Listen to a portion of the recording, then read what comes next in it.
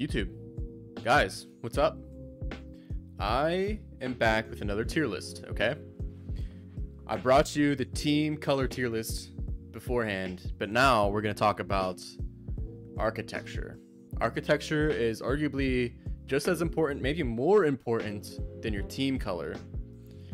And that could definitely swing how you do in your own games. So I figured I'll bring you guys another important tier list that you could use in your arsenal for your game knowledge to help you get those wins, help you climb that ladder, help you win your tournaments. All right. So I have a little list here. I have the game pulled up.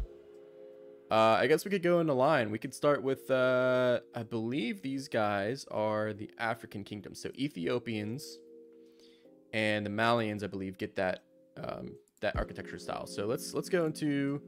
I have all the buildings out here laid out, and let's pull up Ethiopians. And right off the bat, this is a pretty nice looking civ. Let me just double check to make sure I'm recording before I do anything. Yeah, I am recording. Okay, good. That would have been tragic. Because one take, everyone knows rules. But anyway, yeah, Ethiopians, Malians, pretty solid architecture starting off the game. We're going to be judging everything from post-imp, just so everyone knows. And yeah, this is nice. I would say this is a good solid B tier. It's not insane by any means. It's solid and it's clean. And it looks overall pretty good. So let's give this guy a nice B tier, okay? Next up is Tatars and Cumans. Tatars and Cumans.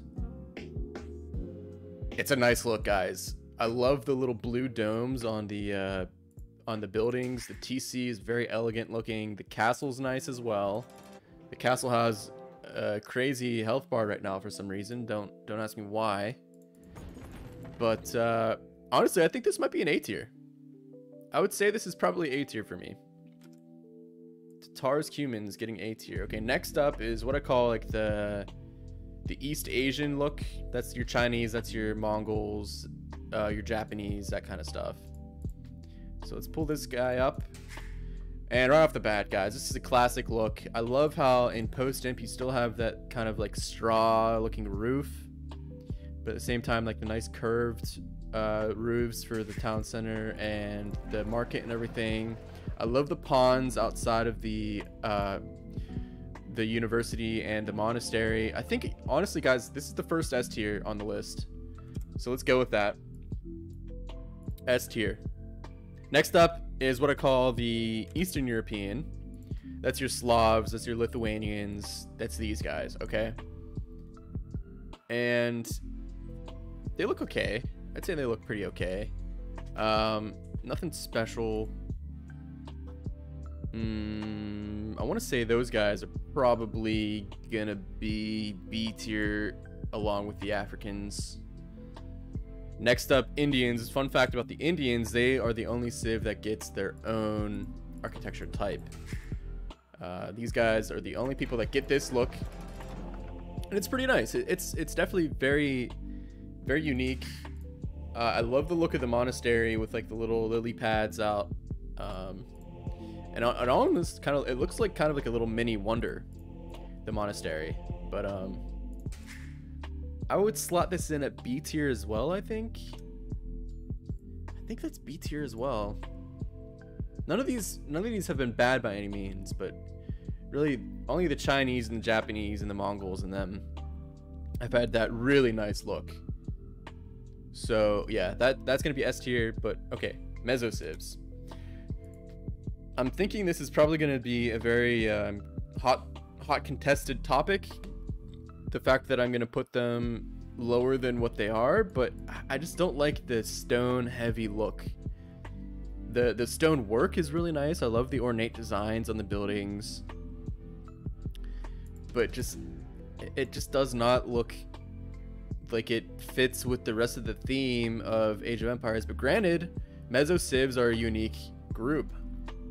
So there's a lot of arguments to be had, but I think this is going to be, I think these guys are going to be C tier. Yeah, Meso Sieves is going to be in C tier. Next we have your North African, Middle Eastern style. That's your Berbers, that's your Saracens, that kind of stuff. And right away, it's kind of a plain looking architecture type. The only thing that kind of redeems it, I would say, is the castle. And I think the castle is what's saving this architecture type from going down to D tier. So I think these guys are going to be C tier. Okay, next up we have what I call like the Gothic look. That's obviously, that includes the Goths, that includes the Huns, I believe, that includes Vikings, the Teutons. It's a nice look. I was never a fan of the TC. However, the castle's maybe one of the best in the game, and everything else is very solid.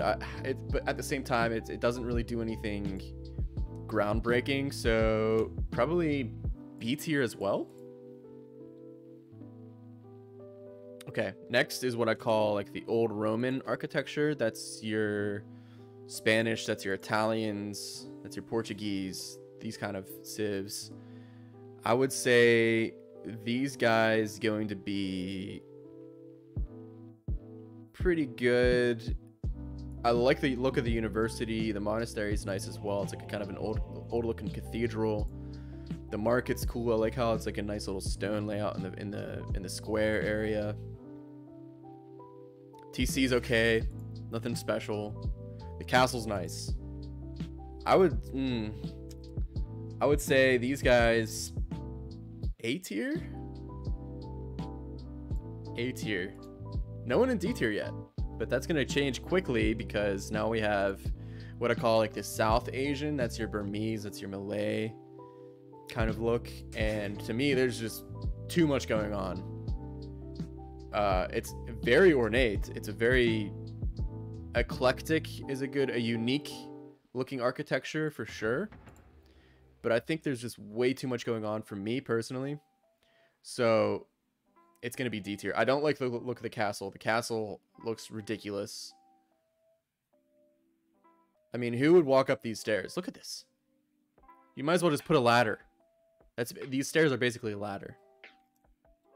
D tier. And last but not least, we got the OGs, what I call the Western Europeans.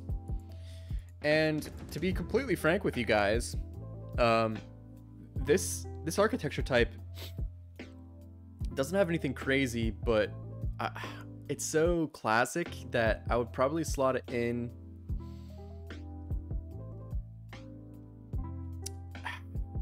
It's gonna be an A tier.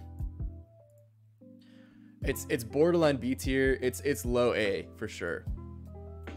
But guys, this is the tier list. No edits, one take. Yeah, this is the tier list. If you guys liked it, comment below if you agree or disagree. Let me know what you think. Remember to like and subscribe. Subscribing actually, it doesn't really help with my channel size, but eventually if I grow big enough, it'll help. But yeah, this is about 8.5 minute video. Gonna be about 9 minutes in total. Thanks for stopping by, everyone. Much appreciated. Have a good one.